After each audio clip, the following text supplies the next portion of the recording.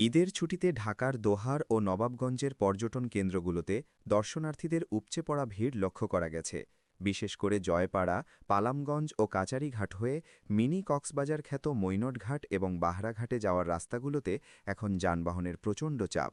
তবে এই বাড়তি চাপের সাথে পাল্লা দিয়ে বেড়েছে ট্রাফিক আইন লঙ্ঘনের ঘটনা, যা সাধারণ পথচারীদের জন্য মরণভাদে পরিণত হয়েছে। সরজমিনে দেখা গেছে, করিমগঞ্জ সংলগ্ন সড়কসহ মৈনট অভিমুখী রাস্তায় মোটরসাইকেল চালকদের মধ্যে আইন মানার কোনো বালাই নেই। অধিকাংশ চালক ও আরোহীর মাথায় নেই কোনো হেলমেট। বিশেষ করে তরুণ সমাজ বেপরোয়া গতিতে মোটরসাইকেল চালিয়ে পর্যটন কেন্দ্রগুলোর দিকে ছুটছে। এই উচ্চ গতির কারণে যে কোনো সময় বড় ধরনের রক্তক্ষয়ী দুর্ঘটনার আশঙ্কা করছেন স্থানীয় বাসিন্দারা। সড়কের গুরুত্বপূর্ণ পয়েন্টগুলোতে পথচারী পারাপারের জন্য জেব্রা ক্রসিং থাকলেও সেগুলোর কার্যকারিতা এখন শূন্যের কোঠায়। নিয়ম অনুযায়ী জেব্রা ক্রসিংয়ে পথচারী দাঁড়িয়ে থাকলে যানবাহনের গতি কমানোর কথা থাকলেও চালকরা তা তোয়াক্কাই করছেন না।